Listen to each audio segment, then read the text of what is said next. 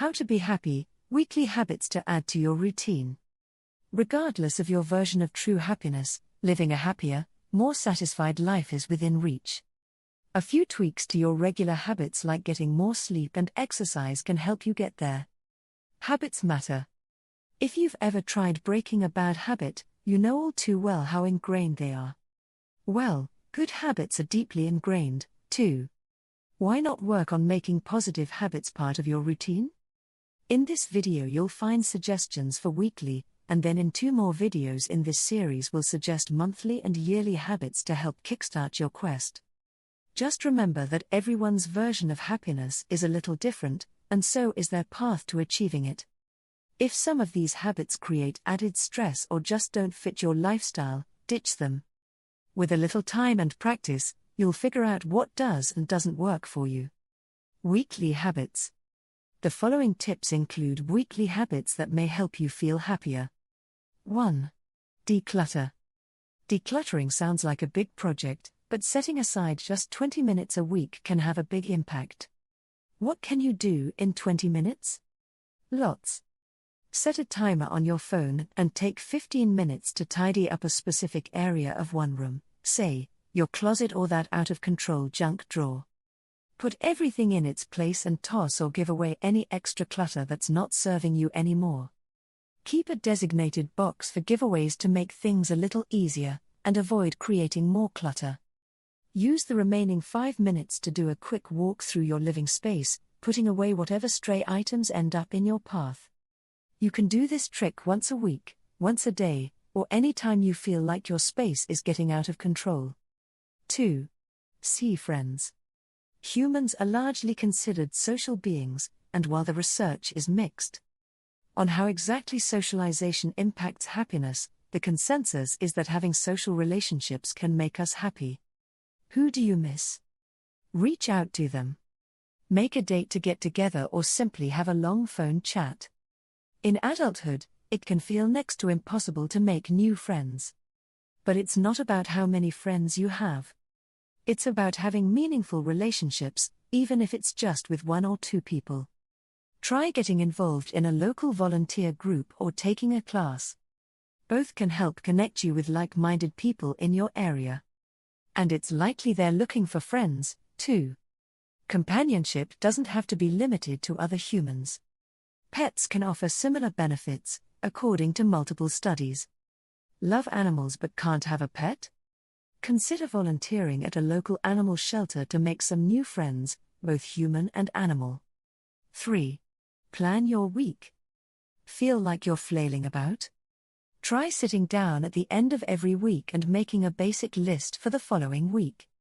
Even if you don't stick to the plan, blocking out time where you can do laundry, go grocery shopping, or tackle projects at work can help quiet your mind. You can get a fancy planner or app, but even a sticky note on your computer or piece of scrap paper in your pocket can do the job. 4. Ditch your phone. Unplug. Really? There's mounting evidence to support the fact that excessive phone use can lead to changes in the brain and impact your mood, with one review even revealing more serious cognitive and emotional changes in adolescents and young adults. Turn off all the electronics and put those earbuds away for at least 1 hour once a week. They'll still be there for you later if you want them. If you haven't unplugged in a while, you might be surprised at the difference it makes. Let your mind wander free for a change. Read. Meditate. Take a walk and pay attention to your surroundings. Be sociable. Or be alone. Just be. Sound too daunting? Try unplugging for a shorter amount of time several times a week. 5. Get into nature. Spending 30 minutes or more a week in green spaces can help lower blood pressure and the chances of developing depression, according to one study. Your green space could be anything such as your neighborhood park, your own backyard, or a rooftop garden, anywhere you can appreciate and enjoy nature and fresh air. Better yet, add some outdoor exercise into the mix for extra benefit. The same aforementioned study found that people who spent time in green spaces were also more likely to exercise more frequently and for longer each time. 6. Explore meditation. There are many methods of meditation to explore.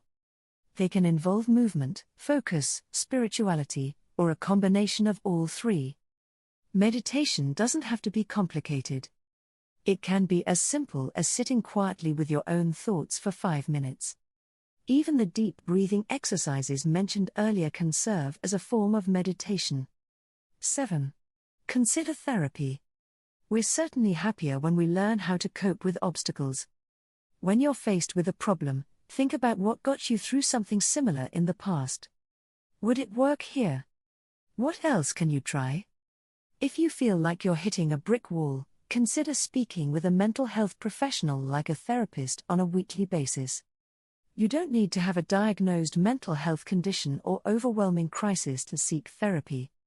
Mental health professionals are trained to help people improve coping skills. Plus, there's no obligation to continue once you start. Even just a few sessions can help you add some new goodies to your emotional toolbox. Worried about the cost? It's possible to afford therapy on any budget. 8. Find a self-care ritual.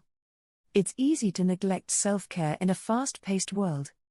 But trying to find time to nurture yourself as much as you can is important in supporting your body's responsibilities of carrying your thoughts, passions, and spirit through this world.